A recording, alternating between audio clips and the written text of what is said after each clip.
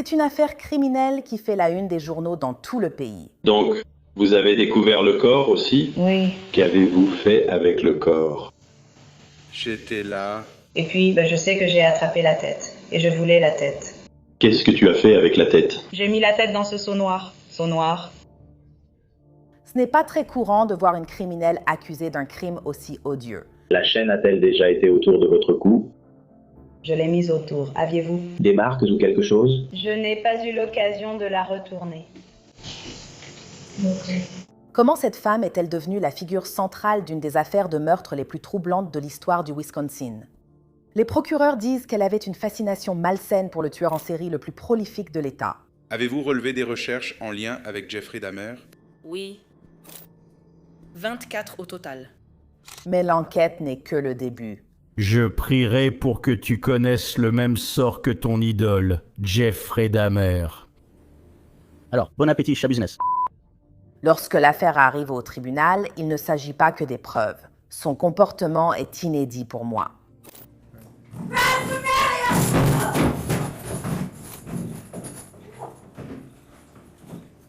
Je suis Elizabeth Milner et bienvenue dans cet épisode de Female Criminals. Je couvre les affaires criminelles depuis des années et je n'ai jamais vu un cas comme celui-ci.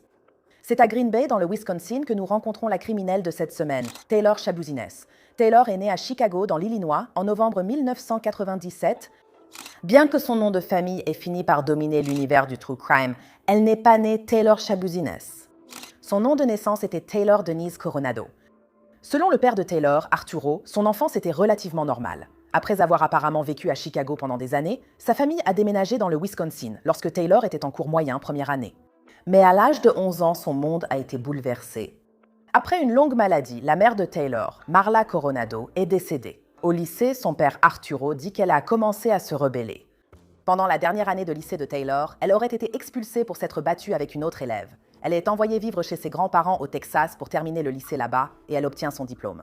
Cependant, Taylor finit par retourner dans le Wisconsin et c'est là qu'elle rencontre Warren Chabot. Il n'est pas clair pour nous de savoir exactement quand Taylor a commencé à consommer de la drogue, mais selon sa famille, sa consommation a augmenté lorsqu'elle a commencé à sortir avec Warren après qu'il lui aurait fait découvrir des drogues plus dures comme l'héroïne et la méthamphétamine. En plus d'aimer la drogue, ils semblent aussi s'aimer l'un l'autre. À la Saint-Valentin 2020, Warren Chabot et Taylor sont mariés. Taylor Coronado est devenue Taylor Chabot, mais les jeunes mariés ne garderont pas ce nom longtemps. Ils finissent par adopter le nom de famille inhabituel Shabuzines comme nom légal, apparemment une idée qui leur est venue pendant une période de forte consommation de drogue. Taylor continue de souffrir de problèmes de santé mentale sur fond de consommation de drogue et se retrouve vite en difficulté avec la justice. D'après une plainte pénale de 2020, Taylor est arrêté pour violence sur un agent des forces de l'ordre et résistance à l'arrestation. La police est intervenue auprès d'une femme soupçonnée d'être sous l'influence de drogue et frappant aux portes. À leur arrivée, Taylor aurait affirmé être sur une autre planète et venir de s'injecter de la drogue, puis montrer à l'agent les traces de piqûres sur ses bras. Lors de l'incident, Taylor aurait essayé de donner des coups de pied aux agents qui tentèrent de l'empêcher de s'engager dans la circulation en sens inverse. Son comportement et sa santé mentale auraient atteint un point critique. C'est si grave que son père, Arturo, a jugé qu'elle devait aller au centre psychiatrique du comté. Elle n'allait pas bien, j'avais peur qu'elle se fasse du mal. C'est pourquoi je l'ai emmenée. Nous étions d'accord et y sommes allés ensemble. Et nous avons essayé d'obtenir de l'aide et puis finalement, ils l'ont laissée sortir, elle est rentrée à la maison, c'est tout. Vous vous demandez sûrement pourquoi le père de Taylor est menotté et en tenue de détenu. Au moment de son témoignage, il purge une peine de 12 ans pour agression sexuelle au second degré sur un enfant, une accusation pour laquelle il aurait choisi de ne pas contester les faits. D'accord. Est-ce qu'on lui a prescrit des médicaments et ce genre de choses? Elle en prenait ce soir-là? Non. Oui, elle avait déjà pris certains médicaments qu'elle n'a pas pris ce soir-là. Elle n'aimait jamais prendre ses comprimés. Je veux dire, ça la perturbait encore plus. Lui causait-il des hallucinations ou des problèmes? Je crois que tout a commencé avec un Seracol qu'elle a pris, tu sais, à l'époque, tu sais. Je ne comprends pas trop ses médicaments sur ordonnance, mais ils ne lui ont jamais convenu du tout. Selon les documents du tribunal, Taylor a été hospitalisée après une tentative de suicide en avril et mai 2021. Les médecins auraient diagnostiqué un trouble de stress post-traumatique et un trouble bipolaire. La même année, elle accouche de l'enfant de Warren, mais il semble qu'ils n'aient jamais pu l'élever ensemble. J'ai consulté les dossiers du département des services correctionnels du Wisconsin. En mai 2021, Warren a été incarcéré pour violation de liberté conditionnelle, puis a purgé une peine pour des accusations fédérales liées à la drogue. Warren et Taylor sont toujours légalement mariés, même si Warren est en prison. Mais Taylor ne peut pas élever seul son enfant, qui part donc vivre chez les grands-parents de Taylor au Texas. Taylor reste dans le Wisconsin. Maintenant que Warren est en prison, Taylor reprend contact avec un vieil ami d'école. Il s'appelle Chad Terrion. Sa famille décrit Chad comme quelqu'un de doux, gentil et compatissant. Comme Taylor, il aurait aussi des problèmes de drogue. Plus Chad et Taylor passent de temps ensemble, leur relation devient moins romantique et davantage centrée sur le sexe et la drogue. Et cela nous amène au début de ce qui va se passer le 21 février 2022. Vers 21h30 ce soir-là, Taylor vient chercher Chad chez sa mère, Tara. Ils rejoignent un ami dans un appartement pour fumer de l'herbe. Taylor et Chad seraient retournés chez Tara et traînent dans le sous-sol car la mère de Chad et son petit ami étaient absents. Ils auraient fumé de la méthamphétamine et injecté de la trazodone, un antidépresseur sur ordonnance. La trazodone agirait aussi comme sédatif. Ils ont des rapports sexuels sous l'effet de la drogue. Tara, la mère de Chad, rentre sans savoir qu'elle lui a déjà fait ses adieux. Elle descend au sous-sol pour voir comment va Chad, pour découvrir une scène qu'aucun parent ne devrait jamais voir. Peu après, un appel au 911 est passé. Je n'arrive pas à croire ce qui se passe, mais ma copine jure qu'elle a trouvé la tête décapitée de son fils au sous-sol. Êtes-vous descendu là-bas? Je suis descendu. Impossible de dire ce que raconte ma jambe qui se bat. Je dois partir. Je panique. Vous écoutez la voix de Steve Hendricks, le petit ami de la mère de Chad, Tara. Vous avez dit que vous êtes descendu là-bas, c'est bien ça? Oui, j'ai regardé dans le tunnel, mais je n'y arrive pas. Je ne vois pas bien et je ne peux pas dire ce que c'est. Donc, il y a quelque chose dans le seau, il y a quelque chose dans ce foutu seau, il y a quelque chose dans ce putain de seau. Là... Tu penses qu'elle hallucine ou tu penses que la... Je ne pense pas. Je suis descendu là-bas. N'ouvre pas ce foutu seau. Je veux dire, je peux pas. Mec, elle est un peu flippée et elle te fait flipper aussi. Quel est le nom de famille de ta copine? Packnick. Je peux lui parler? Oui. Bonjour. Salut Tara, tu peux m'expliquer ce qui se passe? Hé, Packnick, il y a un corps dans un seau et je ne sais même pas si c'est mon bébé. Qu'est-ce que ça fait? Qu'est-ce qui te fait penser ça? Parce que j'ai regardé dans le seau. Quand? Qu'est-ce que tu as vu? Exactement ce que j'ai remarqué. D'accord. Où est le reste du corps? Aucune idée. Des agents de la police de Green Bay se rendent chez Tara Packnick pour découvrir un sous-sol digne d'un film d'horreur. Allez juste là-bas. Regardez à droite, il y a un bouton. Maintenons-le enfoncé. Bonjour, comment ça va?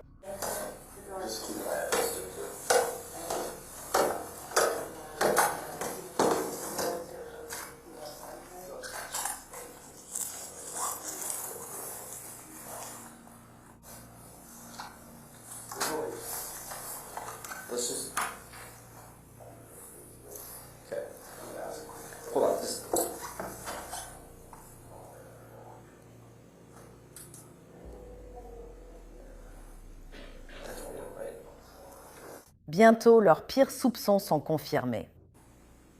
Je sais que tu es occupé là-bas, mais c'est vraiment ce que ça va être. Ce ne sera pas un truc de 961 ou de 96, donc on va avoir besoin de plus d'unités ici.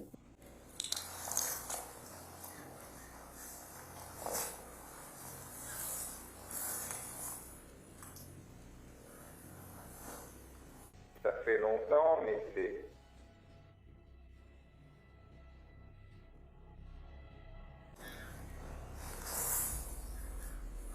Depuis que j'ai fait ça, ça fait un moment.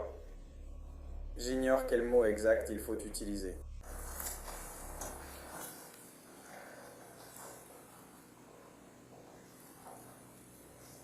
C'est pour tout le monde.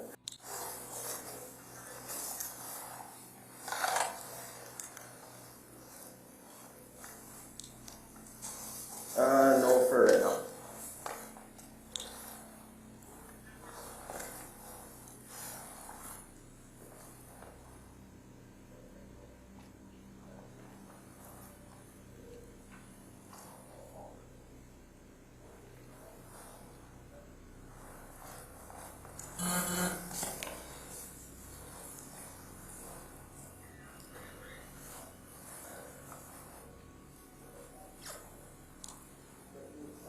Si on pouvait avoir quelques unités supplémentaires ici le plus tôt possible, ce serait bienvenu. Nous avons pas mal de sang ici, je veux fouiller le reste de cette maison. Nous avons 2 personnes dans la maison, c'est sûr. Les détails que vous allez entendre sont extrêmement troublants. La police trouve une tête coupée dans un seau situé au sous-sol de la maison de Tara. Les autorités confirment plus tard qu'il s'agissait de la tête de Chad Therion, le fils de Tara, âgé de 24 ans. Selon la police de Green Bay, une serviette a été placée sur la tête de Chad et du sang séché est retrouvé sur un matelas à proximité. La police remarque autre chose. Le reste du corps de Chad est introuvable. Comment une chose aussi terrible a-t-elle pu arriver ? Qui a pu être assez tordu pour faire ça ? Les policiers doivent savoir avec qui Chad a été vu pour la dernière fois. Sa mère révèle aux enquêteurs que la dernière fois qu'elle a vu son fils, il était avec une femme nommée Taylor Coronado. Chad et Taylor se connaissent depuis le lycée. C'est donc le seul nom sous lequel Tara connaît Taylor. Les enquêteurs vont à la dernière adresse connue de Taylor, aux appartements d'Eastman Avenue, où ils découvrent une traînée de sang. Est-ce du sang? Ça te fait penser à du sang ou c'est moi qui hallucine? Des traces de pas ensanglantés. Tu vois ça, juste ici? Ça pourrait être le sang de quelqu'un d'autre. Salut Taylor, comment ça va? Officier Russell de la police de Green Bay. Département, assure-toi que tu n'as rien sur toi ici, avec Taylor.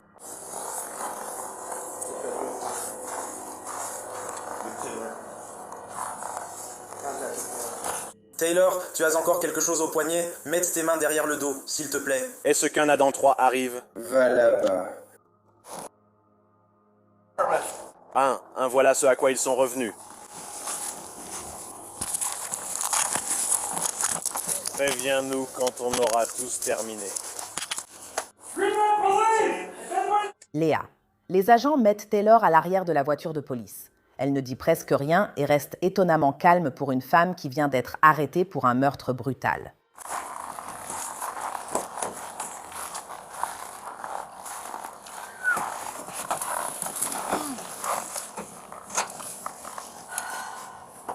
À son arrivée au commissariat, elle est emmenée en salle d'interrogatoire où les détectives entament la collecte de preuves et prennent des photos. Bras tendus, nous allons les maintenir ainsi un moment.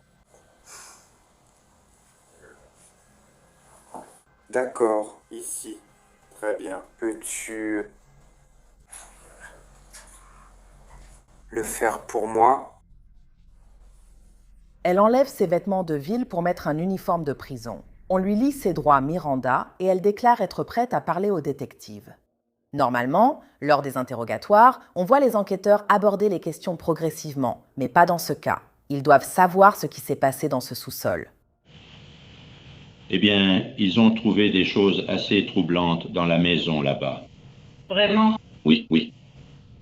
Beaucoup de sang. Où est le reste de ce corps? C'est là. C'est chez lui. C'est dans la maison? C'est chez lui. D'accord. Est-ce que quelqu'un l'avait? Bonne question, car j'ai eu un trou noir à ce moment-là. Tu crois que le corps est encore là? Je ne vois pas pourquoi il ne le serait pas, sauf s'il s'est levé et déplacé, ce qui est possible. Tu sais, je sais. Qu'est-ce que tu en penses, Todd, ou tu n'en penses rien? J'étais juste là, à côté du lit. C'est parce que je le câlinais près du lit. Tu faisais quoi? Je le câlinais près du lit. Est-ce qu'on entend bien? Taylor Chabouzinès est-elle en train de dire non seulement qu'elle a tué Chad, mais aussi qu'elle s'est blottie contre son corps après? Je ne sais pas, il y a cette chaîne, il y a ce truc de chaîne, non? Et puis... Oui, genre, je jouais avec. D'accord. Et genre, on fumait, non? Et puis... Je suis sûre que j'explique super mal les choses. Alors, voyons voir. Et puis... Et là, la chaîne arrive, tu vois. Et puis, tu la mets autour de son cou pendant qu'on jouait avec ce truc. Et puis, je sais pas, je la mettais. Et puis, je sais pas. Donc tu fumes. Ce serait quoi, ça? De la meth. Farci. De la glace. La façon dont Taylor parle de Chad vous donnera des frissons dans le dos. On dirait que ce n'est qu'une blague salace pour elle. Petit avertissement. La prochaine partie est très explicite sur le plan sexuel. Discrétion de l'auditeur conseillé. Taylor qualifie cette expérience sexuelle avec Chad d'asphyxie érotique, qui consiste à restreindre volontairement l'oxygène au cerveau pour susciter une excitation. Taylor précise qu'il l'avait déjà fait lors de relations sexuelles précédentes. Mais cette fois, Taylor dit qu'elle a mis une chaîne en métal autour du cou de Chad. Donc, est-ce que cela serait considéré comme des préliminaires? Oui. Oui, c'était le cas. Et puis, je ne sais pas. Et ensuite, je ne me suis tout simplement pas arrêtée. Je ne sais pas pourquoi. Je ne me suis pas arrêtée. Je ne me suis pas arrêtée. D'accord. Donc, tu aimes être étranglé, qu'on tire sur tes cheveux, ou tu préfères le faire à quelqu'un d'autre? J'aime le faire à quelqu'un. Dans la sexuelle. Je n'en ai aucune idée. Je crois que oui. Tu l'as déjà fait avant? Ouais. Oui, il le fait. Il aime ça. Taylor dit qu'elle savait que les choses étaient allées beaucoup trop loin. Pourtant, elle n'a pas appelé le 911. As-tu essayé d'appeler sa mère ou son père ou quelqu'un d'autre dans la maison? As-tu essayé d'appeler une ambulance? Pourquoi pas? Ça n'était jamais arrivé avant. Donc... Tu le voulais? Tu ne voulais pas? Je vais voir si tu veux ton N-on. Tu voulais qu'il meure ou c'est lui qui le voulait? J'essaie de comprendre. Non, je ne voulais pas sa mort. Mais il est mort. Il est en moi, mais c'est comme si ça s'était reproduit. C'est arrivé de nouveau. Mais alors, as-tu ressenti le besoin d'essayer de l'aider? Arrête de l'étrangler ou appelle une ambulance. Tu n'as pas ressenti le besoin de le faire. Je ne sais pas pourquoi, c'est juste, c'est arrivé si vite. Selon ses propres mots, Taylor a toujours eu une vision sombre et tordue de la mort. Je ne sais pas. C'est ça, c'est ce que j'ai. J'ai toujours eu ça, tu sais. T'as déjà aimé quelque chose tellement fort que tu le tues. Ça m'arrive. C'est ce que je ressens. J'aime quelque chose tellement fort que je le tue. Je l'aime tellement, et puis je le tue. C'est ce qui m'arrive. La confession de Taylor pourrait troubler votre sommeil. Non seulement elle se souvient des derniers souffles de Chad, mais, et c'est difficile pour moi de le dire, elle a continué à abuser sexuellement de son corps sans vie. Vous avez aussi trouvé le corps. Oui. Eh bien, qu'avez-vous fait avec le corps? J'étais là et puis j'étais quelque part. Oh, ils sont dans la maison. Quelque part. C'était comme, ouais. Sous-sol à l'étage. En bas, absolument. Dans le sous-sol. J'étais sous terre avec lui. Et puis je sais que j'ai attrapé la tête. Je voulais la tête. As-tu fait entrer quelqu'un? C'est dans la camionnette. C'est dans la camionnette. C'est... Qu'est-ce que c'est? Qu'est-ce que c'est? C'est un pied, peut-être. Un pied? Je crois que c'est un pied. Un pied. Et une jambe? Une jambe? Peut-être. Je ne sais pas. C'est juste que j'y suis. J'ai dû tout apporter. Et puis je me dis, mince. C'était le bazar, alors je l'ai laissé. Je suis devenue paresseuse. Je suis devenue paresseuse et c'est ce que j'ai fait. Donc je me dis, c'est tout. Donc il y aura peut-être un pied ou une jambe dans le van. Et ensuite, qu'est-ce que tu as fait avec la tête? J'avais oublié que c'était dans le van, donc oui. Qu'est-ce que tu as fait avec la tête? J'ai mis la tête dans ce seau noir. Seau noir. La couverture par-dessus. D'accord. Et ensuite, qu'est-ce qu'il restait là? Est-ce que tu as laissé? Tu as laissé la tête? Elle est toujours dans le seau, juste à côté des escaliers. En arrivant là, j'ai compris que c'était étrange, et je ne peux pas risquer ça. J'étais simplement dans la pièce. Mais quand as-tu commencé, tu sais, à découper son corps? Je ne sais pas, j'étais en train de sucer et de découper en même temps.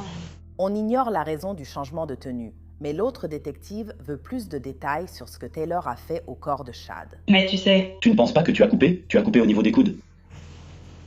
Ouais, d'accord, tu as coupé les deux bras au niveau des coudes? J'espère bien. Parce que, tu vois, je disais que le processus de démembrement, le démembrement que j'ai fait était vraiment foiré parce que je piquais du nez et puis j'étais en train de scier. Ce qu'elle avoue est dégoûtant et perturbant à tellement de niveaux. Mais lors de son premier interrogatoire, Taylor attribue ses actes présumés à la drogue. Elle dit être restée éveillée plusieurs jours après avoir pris de la méthamphétamine.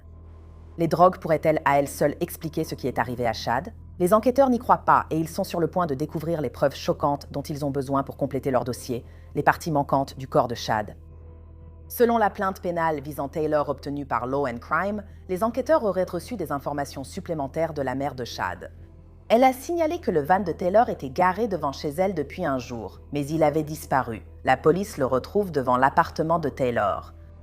La plainte de Taylor précise « Des patrouilles et des enquêteurs étaient à une adresse sur Eastman Avenue où le van que Shabuzinez utilisait était garé, où elle a été placée en garde à vue, puis le van examiné. » La détective Luberta indique qu'une boîte de mijoteuse se trouvait sur le siège arrière-passager, derrière le conducteur.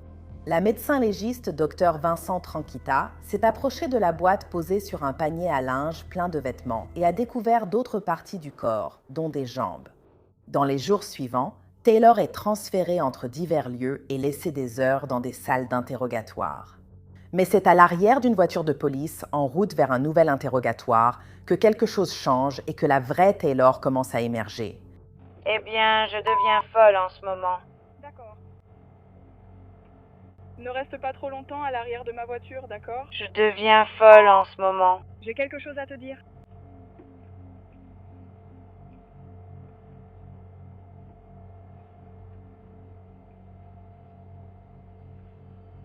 Je te jure devant Dieu, je vais... Même lorsqu'elle est conduite au poste de police, son comportement ne change pas. Par moments, elle semble même regarder directement les caméras de la voiture de police, comme si elle savait qu'elle était filmée. Je les déteste tous. Je les déteste tous.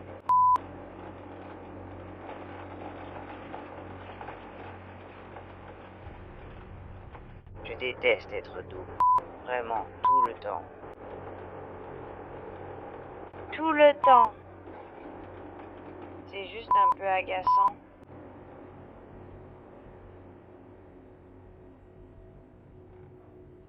Je n'ai qu'une hâte, c'est de partir d'ici. Je suis juste là pour... Oui, j'ai des problèmes en ce moment parce que je ne vois rien. Je n'y vois pas clair du tout. Jamais. C'est un problème. Je n'y vois pas clair. J'ai un problème avec mes putains d'yeux en ce moment. Je n'y vois pas clair. Du tout. Je ne vois rien, bordel. Tu peux me sortir de ce putain de véhicule? Mon Dieu.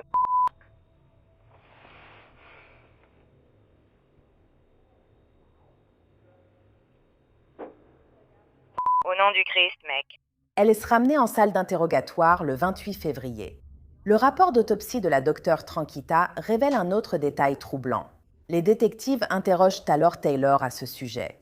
Comme me l'a demandé la médecin légiste, avait-elle déjà eu de l'expérience comme bouchère ou quelque chose comme ça? Ou dans la transformation de viande, la chasse aux cerfs ou quelque chose de ce genre? Non. D'accord. Vous pouvez simplement expliquer, vous savez, certaines choses qu'il a vues lui ont fait penser que vous aviez peut-être déjà eu une expérience avec ce genre de choses. Donc, vous savez, évidemment, quand nous avons parlé avant, il nous a dit ce qui s'est passé avec... dans le sous-sol de sa mère. L'une des choses dont nous ne voulions pas vraiment trop parler, nous en avons parlé un peu, c'est est-ce la raison pour laquelle...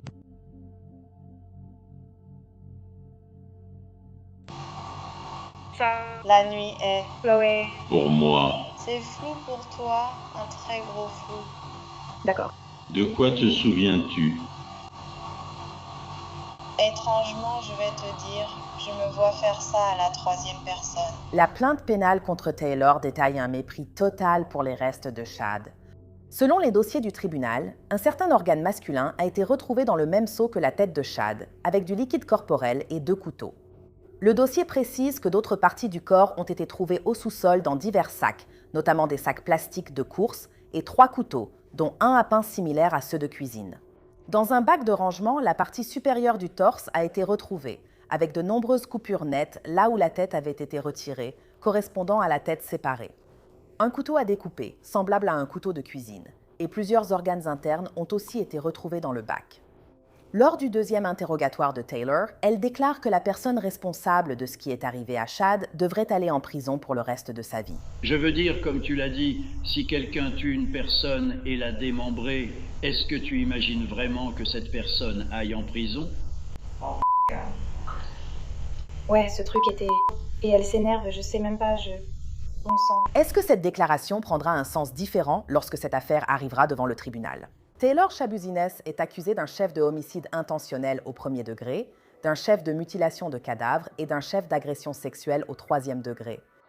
Elle est incarcérée à la prison du comté de Brown avec une caution fixée à 2 millions de dollars en espèces. Bien que Taylor admette lors de son interrogatoire avoir tué Chad, elle plaide non coupable pour cause d'aliénation mentale.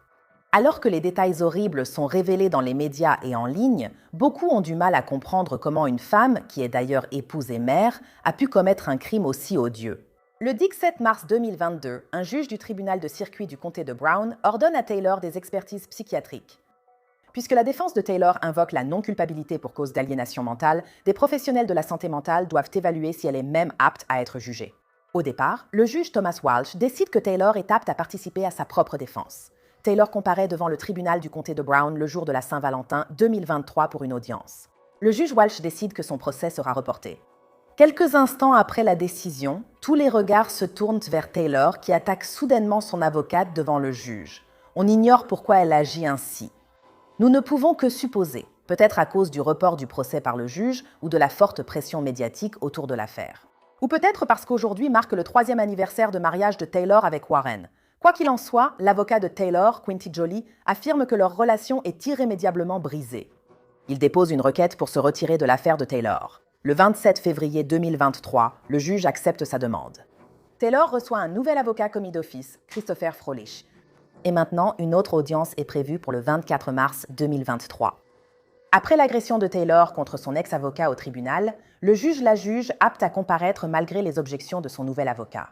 Quelques mois plus tard, en juillet 2023, le juge autorise Taylor à obtenir une nouvelle audience sur sa capacité à comparaître.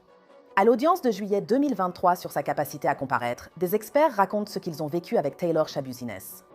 Une psychologue en particulier décrit un incident où Taylor aurait jeté une chaise sur elle. Puis, lorsque j'ai commencé l'entretien, j'ai fait comme d'habitude en lui demandant sa date de naissance, sa race.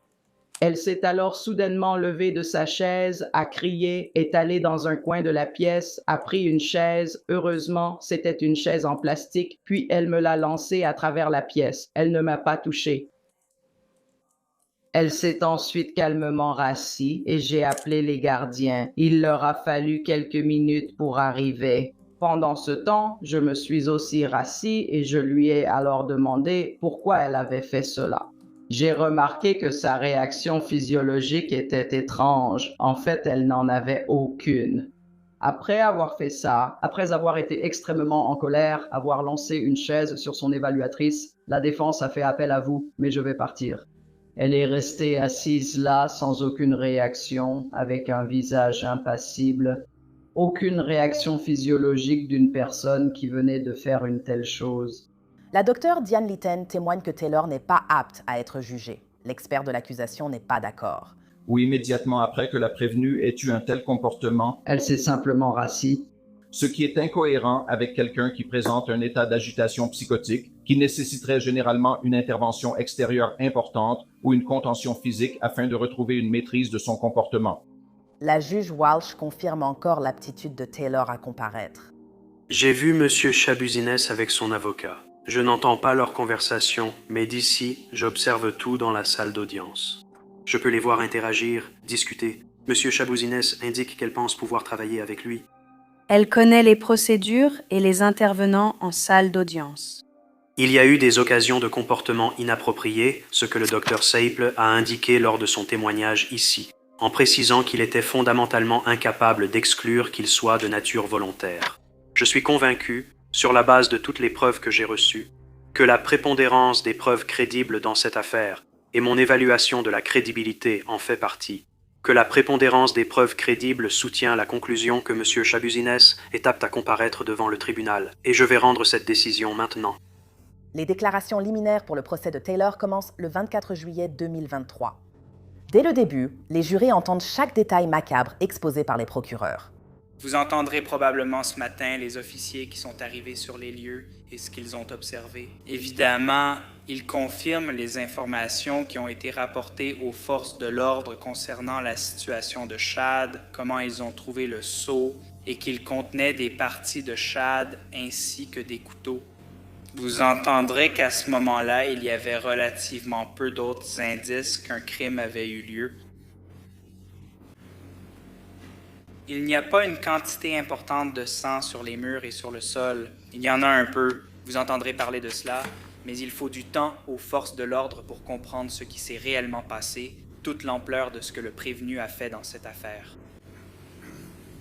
À ce moment-là, ils sont en train d'interroger la prévenue et elle leur donne des informations. Par exemple, non, Chad est toujours au sous-sol. Le reste de son corps est toujours au sous-sol. Taylor a plaidé non coupable pour cause d'aliénation mentale, ce qui signifie essentiellement qu'elle admet le crime, mais affirme qu'elle était pénalement irresponsable au moment des faits. À l'ouverture de la défense, l'avocate de Taylor rappelle que l'État doit prouver sa culpabilité.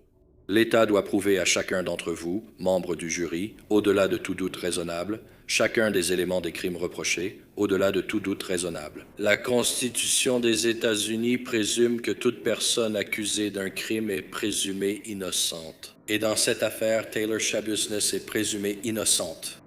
Elle n'a rien à prouver. La défense n'a rien à prouver dans cette affaire. Pourquoi? Parce que toute la charge de la preuve repose sur le bureau du procureur du district de l'État du Wisconsin. Ils doivent prouver tous les faits. Vous entendrez de nombreux faits différents dans cette affaire. Vous allez entendre de nombreux témoignages différents de la part de témoins civils, de détectives, de policiers, d'experts, d'analystes ADN, de médecins légistes, tout cela. Vous allez devoir prendre toutes ces informations en considération lorsque vous délibérerez. Il a raison. L'État, bien sûr, a la charge de la preuve, mais l'État dispose aussi de preuves accablantes. Ils appellent plusieurs témoins, dont les agents et l'opératrice du 911. Mais pour moi, les témoins qui ont eu le plus d'impact étaient les proches de Chad, comme Steve Hendricks, le petit ami de la mère de Chad Terrian, Tara. Pouvez-vous m'expliquer ce qui s'est passé? Tara m'avait réveillé et m'a dit qu'elle pensait avoir trouvé Chad, son fils. C'est comme ça qu'elle l'a dit. J'ai trouvé la tête de mon fils dans un seau. Donc je suis complètement abasourdi.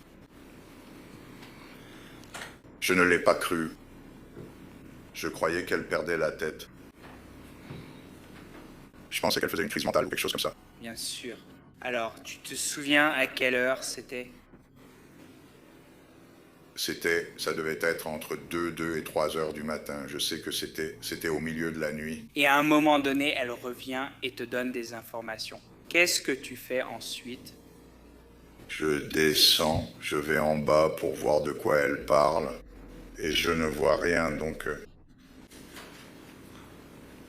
Nous montons à l'étage et réfléchissons à ce qu'on va faire.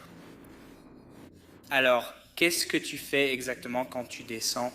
Je suis allé au sous-sol et j'ai observé le seau dont elle parlait, mais je ne sais pas. Mon esprit a tout bloqué. Tout ce que j'ai vu, c'était comme des poils, comme un animal ou quelque chose comme ça. Je ne savais pas du tout ce que c'était.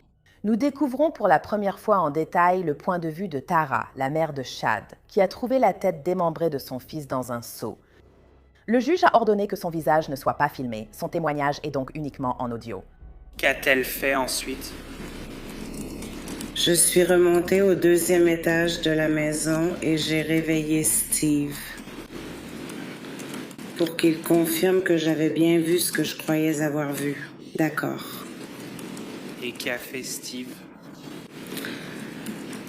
Il s'est levé et il est descendu avec moi. Il a regardé dans le seau, mais il n'a pas pu vérifier que c'était bien ce que je pensais.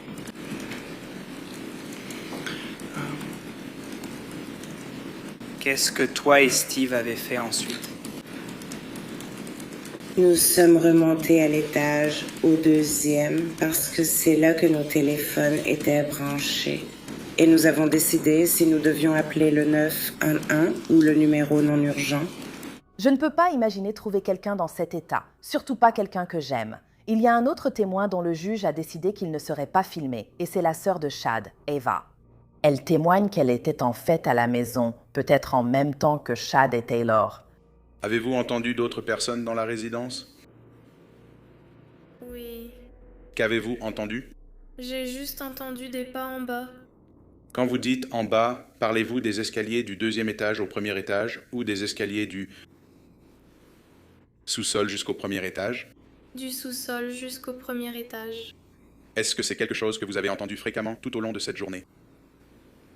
Oui. Qu'en est-il des voix humaines?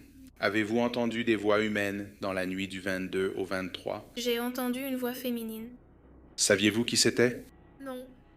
Avez-vous déjà vu une femme dans la résidence à cette date-là, le 22 ou le 23? Non.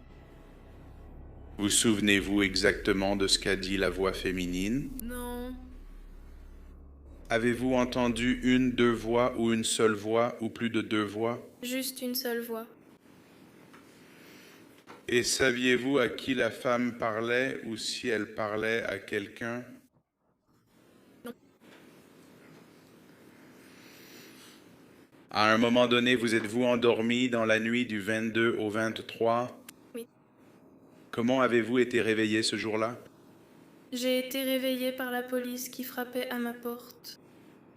Que s'est-il passé lorsque la police a frappé à votre porte? Je me suis réveillée et ils m'ont dit de venir dans la cuisine. Après une journée de témoignages familiaux émouvants, l'attention se tourne le lendemain vers les preuves matérielles. L'État appelle le docteur Vincent Tranquita à la barre. C'est le médecin légiste qui a pratiqué l'autopsie de Chad. C'est mon avis médical que la cause du décès de Chad Terrian est la strangulation et que le mode de décès est un homicide. Le docteur Vincent Tranquita décrit les preuves physiques horribles vues à l'autopsie de Chad. Coloration violacée, vaisseaux éclatés et hémorragie profonde au cou. Le témoignage est difficile à entendre, mais les procureurs jugent qu'il est nécessaire pour que le jury comprenne l'ampleur de ce qui est arrivé à Chad. Je voulais simplement revenir sur ce dernier point, docteur. Vous avez indiqué à plusieurs endroits où vous avez vu des preuves de strangulation. Est-ce que ces mêmes zones vous ont permis de tirer une conclusion ou de vous faire une opinion quant à la force exercée ou à la durée pendant laquelle cette force aurait été appliquée sur le coup? Objection, c'est spéculatif, pure spéculation. C'est bien le rôle professionnel qu'il occupe. Quel monde? C'est une force considérable. Nous ne parlons pas simplement de blessures aux structures superficielles, par exemple la peau. Il y a des lésions des muscles très épais sur les côtés du cou. Il y a des lésions des tissus mous sous-jacents. Il y a des lésions de tous les tissus mous autour du cou. Et il y a aussi une hémorragie dans les tissus mous sur la face antérieure de la colonne cervicale. C'est une hémorragie profonde traversant plusieurs couches du cou, signe d'une force importante et de blessures graves. Docteur, comme nous l'avons entendu, il y a évidemment une quantité importante de mutilations ou de lésions du corps à plusieurs endroits différents. Pouvez-vous expliquer comment vous êtes en mesure de déterminer que ces autres blessures par coupure sur certaines parties du corps sont post-mortem plutôt que d'avoir causé la mort de Chad? Lors de mon examen, il y avait une mutilation post-mortem étendue du corps. Et je crois qu'il s'agit d'une mutilation post-mortem parce qu'il n'y a pas d'hémorragie associée à ces blessures. En d'autres termes, j'ai des preuves très significatives. J'ai de multiples traumatismes par arme blanche avec de multiples coups de couteau, de multiples perforations, de multiples plaies incisées de la peau, des coupures profondes dans les muscles, les tendons et les tissus mous, des coupures profondes dans l'os. Mais toutes ces coupures sont non hémorragiques. En d'autres termes, il n'y a pas de sang ni de saignement associé à cela. Cela correspond à une mutilation post-mortem. En d'autres termes, il n'y a plus de circulation sanguine. Il reste en fait très peu de sang dans le système vasculaire. Tout cela est cohérent avec un démembrement du corps après la mort. Selon mon avis médical, cela aurait pris plusieurs heures. Nous avons une décapitation, un démembrement, une section du torse. Ensuite, à l'intérieur, le corps a été éviscéré. En d'autres termes, nous sommes entrés à l'intérieur du corps par différentes incisions, à la fois au niveau de l'abdomen et entre les côtes, où les organes de la victime ont été retirés, en grande partie un par un. Nous avons la castration du défunt. Le défunt a également été castré. Nous avons des coupures ou des traces de sciage sur les os dues à des blessures par coups tranchants. Selon moi, cela aurait pris beaucoup de temps. Il y a d'autres éléments troublants, comme l'historique de recherche en ligne de Taylor et sa fascination pour un certain tueur en série tristement célèbre du Wisconsin. Il y avait des recherches, des choses comme... Votre honneur. Objection. Manque de pertinence. Je veux dire, des recherches sur le téléphone. Les gens cherchent, font des recherches, regardent toutes sortes de choses différentes. Je dirais que certaines de ces choses, à mon avis, pourraient être de nature à enflammer les esprits et plus préjudiciables que probantes. Je rejette l'objection. Vous pouvez répondre, madame. Des choses comme un pentagramme en flammes, Jeffrey Dahmer.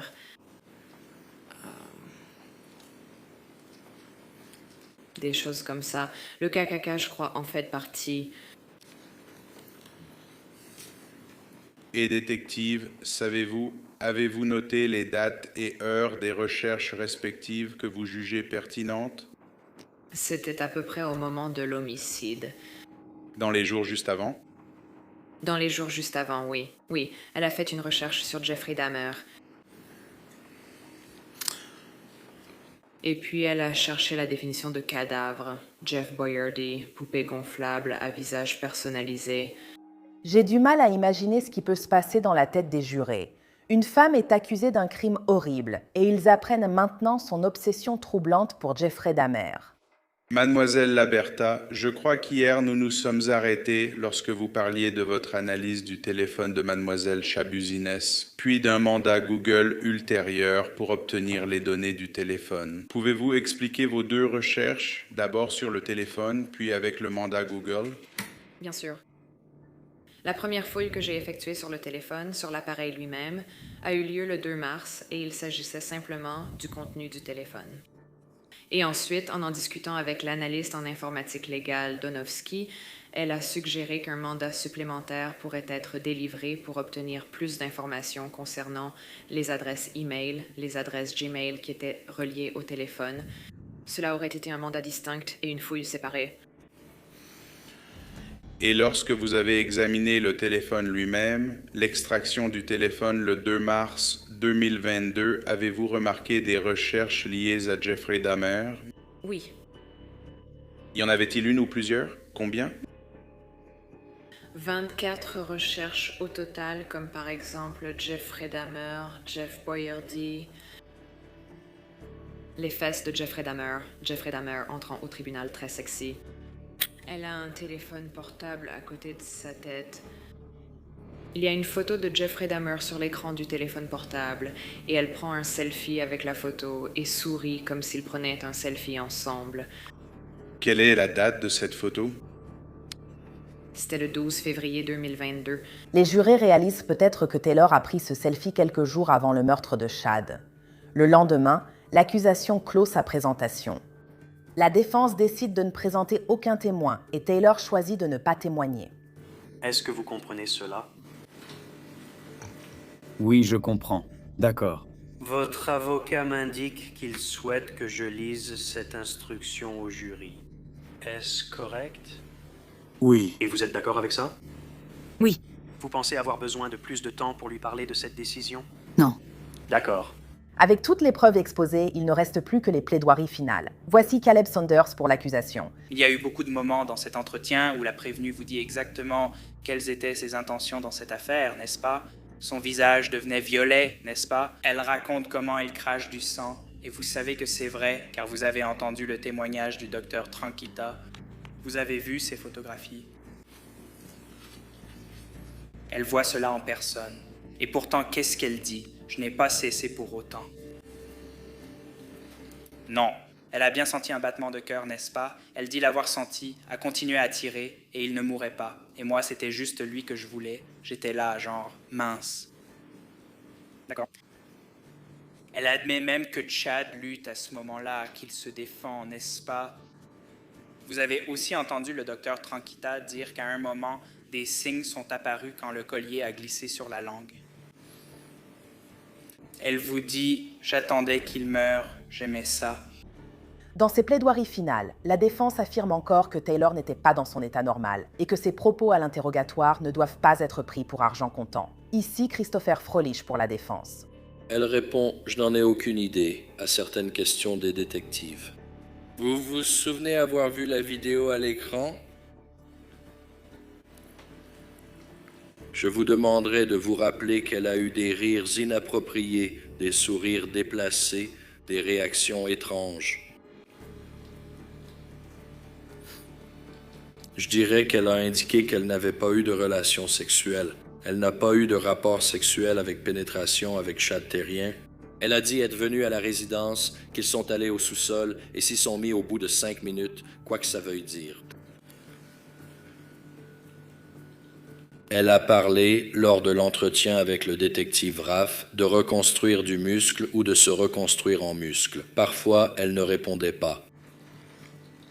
Elle a dit avoir entendu des coups de feu. Mais je crois que le détective Raff a dit qu'il n'y avait eu aucun coup de feu dans la zone de Stony Brook, de l'avenue Eastman ou d'un autre endroit. Elle a dit qu'elle était paranoïaque. Elle disait des choses bizarres comme « Je n'aime pas les espaces ouverts. Je n'aime pas les espaces ouverts. » Aucun vêtement n'a été enlevé. Pas de baiser. Le jury délibère sur l'affaire. Et je ne pense pas avoir déjà vu un verdict tomber aussi vite. Le jury délibère pendant moins d'1 heure. Voici le premier verdict. Nous, le jury, déclarons Taylor Denise Chabuzines coupable d'homicide volontaire au 1er degré, selon le chef d'accusation numéro 1. Daté de ce jour, le 26 juillet 2023, signé par le président du jury. Le deuxième verdict est le suivant. Nous, le jury, déclarons l'accusé Taylor Denise Chabuzines coupable de mutilation de cadavre, selon le chef d'accusation numéro 2 de l'acte d'accusation du 26 juillet 2023 signé par le président du jury. Le verdict suivant est le suivant. Nous, le jury, déclarons l'accusé Taylor Denise Chabuzines coupable d'agression sexuelle au 3e degré, comme indiqué dans le chef d'accusation numéro 3 de l'acte d'accusation. Daté de ce jour, le 26 juillet 2023, signé par le président du jury. L'affaire de Taylor n'est pas encore terminée. Parce qu'elle a plaidé non coupable pour cause d'aliénation mentale, le lendemain de son verdict, son affaire passe à la 2e phase. Pendant la 2e phase, ce sont le même juge et le même jury. La différence est que la défense doit prouver et convaincre le jury que Taylor Chabuzines correspond à la définition légale de la folie. Ce verdict pourrait finalement déterminer si Taylor passera le reste de sa vie en prison ou sera interné dans un établissement psychiatrique d'État. Voici à nouveau l'avocat de la défense de Taylor, Christopher Froelich, lors de sa déclaration d'ouverture. Donc la défense a bien la charge de la preuve. Sur la question de savoir si notre cliente est responsable de ces crimes. Mais nous pensons que les témoignages et les preuves démontreront qu'au moment des faits, elle souffrait d'une maladie ou d'un trouble mental. Nous pensons que les informations et témoignages le montreront et vous amèneront à cette conclusion. Elle n'avait pas la capacité suffisante d'apprécier le caractère répréhensible de sa conduite ou de conformer sa conduite aux exigences de la loi. Et ce que je vous demande, c'est simplement de prendre le temps d'écouter attentivement ce que ces experts ont à dire, puis de rendre un verdict juste et équitable. Merci. Selon l'accusation, l'argument est simple. Voici à nouveau Caleb Saunders pour l'accusation. Parlons de ce qui saute aux yeux. Ce que mademoiselle Chabuzines a fait à Chad est troublant. C'est un comportement que nous ne voyons pas souvent. C'est un comportement dont on entend parler et on se dit « cette personne n'était sûrement pas dans son état normal ». Je ne vais pas rester ici à essayer de vous convaincre du contraire. Vous avez déjà entendu attentivement les éléments de preuve et suivi les instructions du juge. Et vous continuerez à le faire à l'avenir également. Parce qu'on vous expliquera ce qu'est une maladie ou un trouble mental et ce que ce n'est pas. Une maladie mentale n'est pas une conduite antisociale. Ce n'est pas une conduite provoquée par l'usage d'une substance réglementée, ni un état mental temporaire causé par une substance réglementée. Une personne n'est pas atteinte de maladie mentale simplement parce qu'elle commet quelque chose d'inhabituel, d'aussi énorme, qui dépasse l'entendement, n'est-ce pas? On vous dira que ce ne sont ni des maladies, ni des troubles mentaux. Aussi troublant que soit le comportement dont vous avez déjà entendu parler et qu'il puisse l'être, ce n'est pas là que l'analyse s'arrête. Contrairement à la première phase du procès de Taylor, où la défense n'avait présenté aucun témoin, c'est différent cette fois. La défense appelle quelques témoins à la barre, mais c'est la première fois que nous entendons quelqu'un de la famille de Taylor. La défense appelle le père de Taylor, Arturo Coronado. Est-ce qu'il est déjà arrivé un moment où vous ne vouliez plus qu'elle reste là-bas parce que ses comportements s'aggravaient ou que son état mental se détériorait? Non, j'aime ma fille, donc je fais tout ce qu'il faut pour l'aider. Selon le témoignage d'Arturo lors de la deuxième phase du procès de Taylor, les vrais problèmes de Taylor ont commencé lorsque son mari Warren l'aurait initié à des drogues dures. Monsieur Coronado, saviez-vous si votre fille travaillait ou non pendant la période où elle vivait avec vous à Morenway? Non, elle ne travaillait pas à ce moment-là, non. Connaissez-vous son parcours professionnel à l'âge adulte? Bien sûr. Avait-elle déjà travaillé auparavant? Oui, oui. Savez-vous où elle a travaillé? Elle a travaillé pour Saputo. Elle y a travaillé pendant quelques années. Saputo, probablement 3 ans et demi. Et c'était relativement récemment? Avant son arrestation, bien sûr. Ouais, c'est ça. Ouais, c'est ça. Avant. Et... Elle s'en sortait vraiment bien là-bas aussi, jusqu'à ce que son petit ami, ou mari, sorte de prison. Ça a tout bouleversé. Ouais, c'est en partie à cause de sa consommation de méthamphétamine, c'est bien ça? Oui. Donc Taylor allait plutôt bien, puis elle a commencé à consommer de la drogue. Quelle était la drogue? Méthamphétamine, héroïne, tout le reste, je ne sais pas. Marijuana? Ouais, je ne sais pas. Le gamin faisait déjà ça avant. Juste un putain de raté, et il a entraîné ma fille là-dedans. On ignore depuis combien de temps Taylor n'a pas vu son père, mais il semble heureux de se retrouver. Alors que son père quitte la salle d'audience, ils se disent « Je t'aime ». Et Taylor chuchote quelque chose à son père juste devant le jury. Je t'aime. Je t'aime. Allez les Bears. Allez les Bears. Moi aussi. Allez les Bears, allez les Bears, allez les Bears. Merci. Elle aurait chuchoté « Allez les Bears », comme les Chicago Bears. Malgré tout, le témoignage continue. La défense appelle la docteure Diane Litton. Avant le premier procès de Taylor, elle a évalué Taylor, et c'est la même psychologue qui a témoigné lors de l'audience préliminaire de juillet où Taylor lui aurait lancé une chaise. Mon avis est qu'elle remplit les critères pour être déclarée non coupable pour cause de maladie ou de trouble mental. Mon avis est qu'elle n'était pas responsable à cause d'une maladie mentale.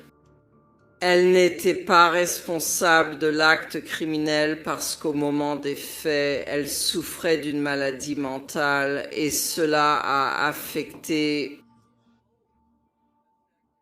Elle n'avait pas la capacité suffisante d'apprécier la nature répréhensible de son acte au moment où l'homicide a eu lieu. Mais aussi, elle ne pouvait pas contrôler sa conduite. Elle ne pouvait pas se conformer. Elle manquait de contrôle volontaire. Elle ne pouvait pas se conformer aux exigences de la loi. Elle n'avait pas la capacité de se contrôler. D'après mon expérience et ma formation, personne psychotique, tout simplement. Une fois que la défense a terminé de présenter son dossier, l'État fait appel à ses propres experts, comme la docteure Christina Ingen, qui n'est pas d'accord avec les conclusions du docteur Litton. Les diagnostics que j'ai proposés étaient un trouble lié à l'usage de méthamphétamine et ce diagnostic a été posé pour tenir compte de l'usage général de méthamphétamine par mademoiselle Chabuzines durant cette période. Le diagnostic d'intoxication à la méthamphétamine a été posé parce qu'elle consommait de la méthamphétamine au moment du crime.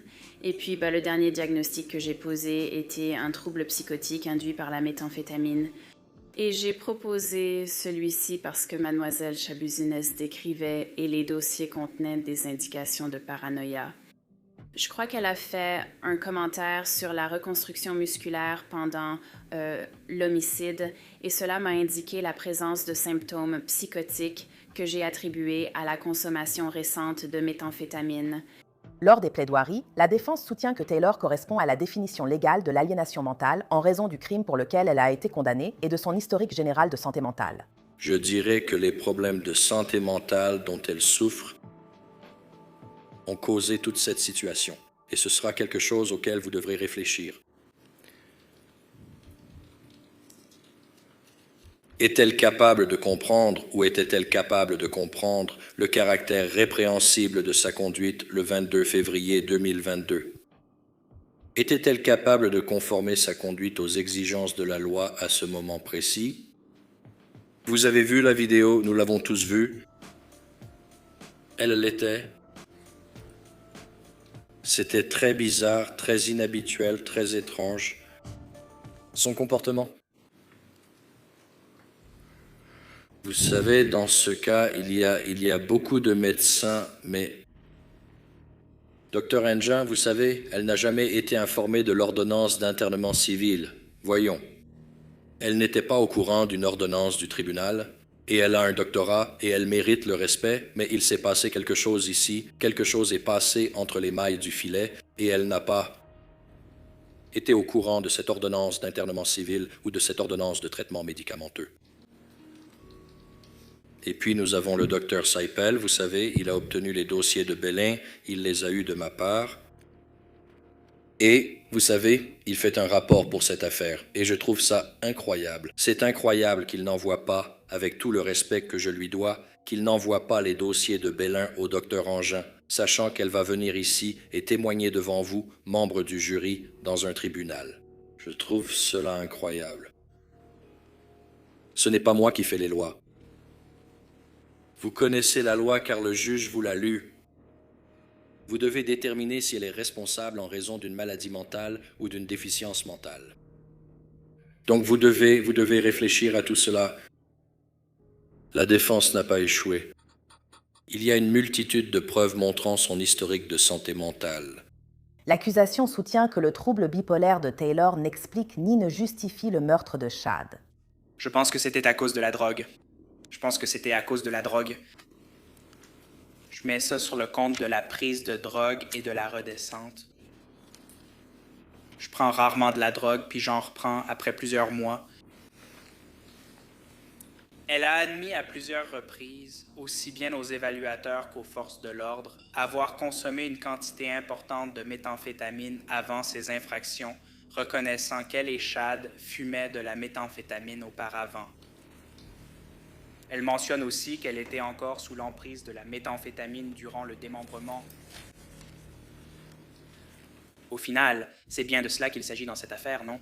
Parce que, comme nous l'avons entendu de la part de, je crois, chaque médecin, il est difficile de distinguer les symptômes psychotiques de la consommation de drogue. Donc, quand on parle de savoir si quelqu'un souffre d'une maladie mentale ou d'une déficience mentale et qu'il consomme volontairement de la méthamphétamine, il est vraiment difficile d'affirmer que cela est dû à un autre problème de santé mentale sous-jacent. C'est ça. Cela a du sens selon notre bon sens. Au final, c'est bien de cela qu'il s'agit. Comme lors de la première phase, les jurés ont rendu leur verdict en moins d'1 heure.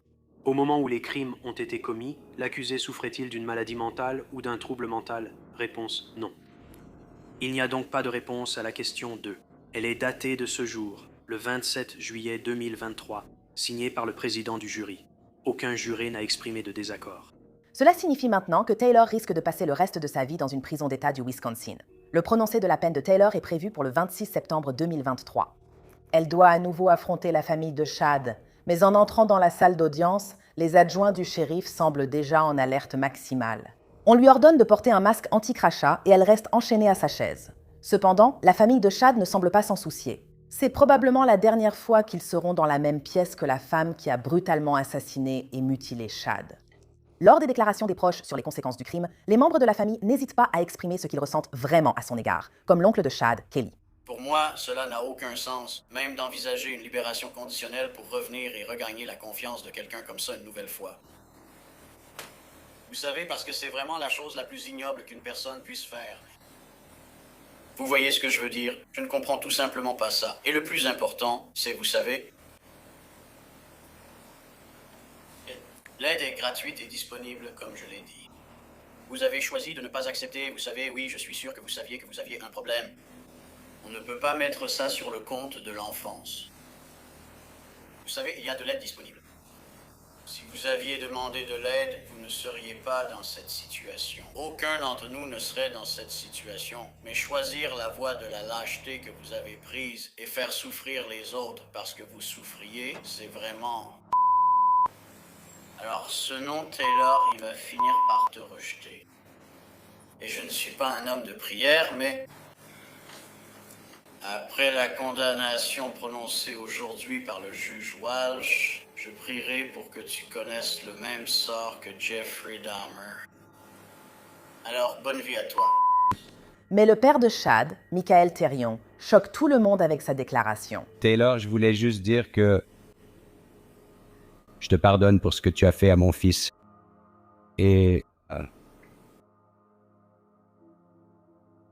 ouais, t'as fait un mauvais choix et maintenant tu dois vivre avec ça. Mais...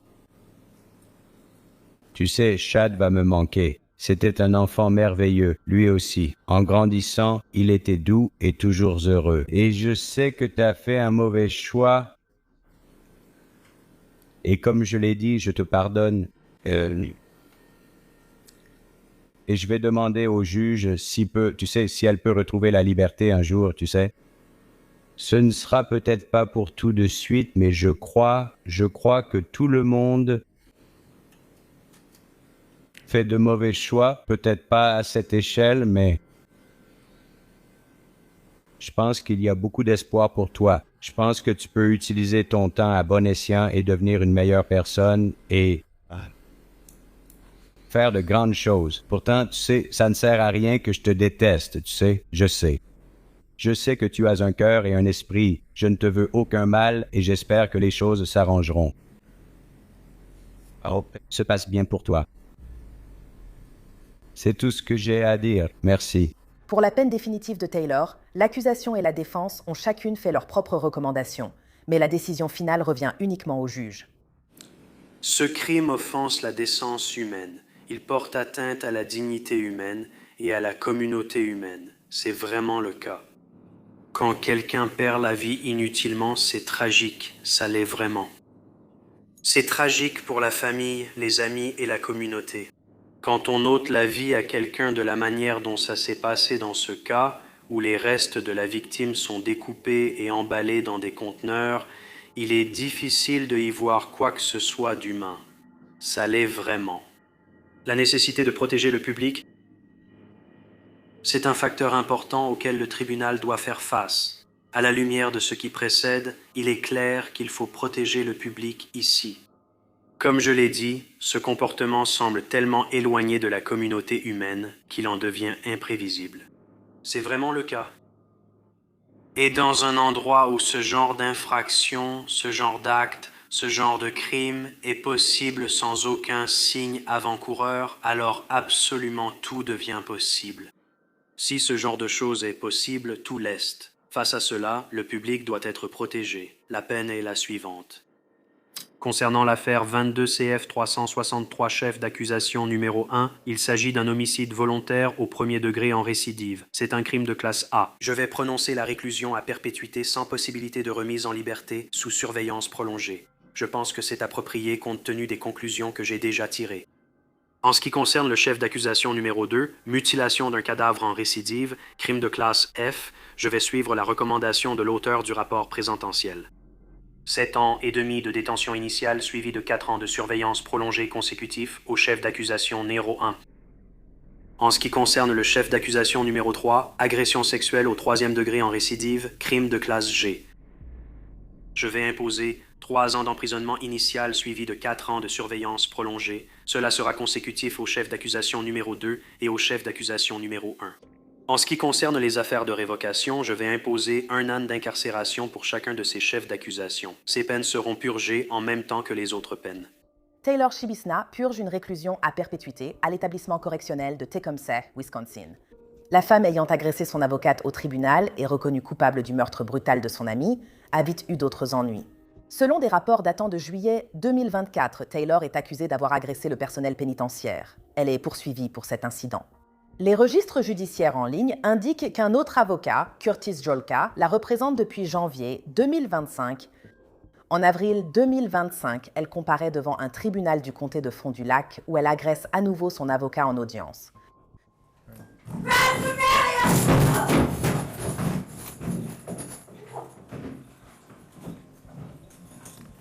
Après l'agression, Curtis Jolka a demandé au juge l'autorisation de se retirer du dossier. Mais celui-ci a voulu poursuivre la procédure, qui a continué. Cette fois, Taylor participe en visioconférence.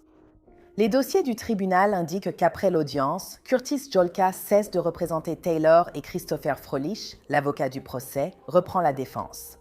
Quelques mois plus tard, en octobre 2025, Taylor plaide sans contester l'accusation de trouble à l'ordre public.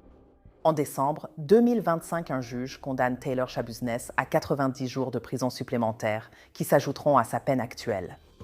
Les registres du département des services correctionnels du Wisconsin montrent qu'elle est toujours incarcérée au Tecumseh Correctional Institution. Merci d'avoir écouté cet épisode difficile à couvrir. Je suis Elisabeth Milner et on se retrouve la semaine prochaine avec une autre criminelle.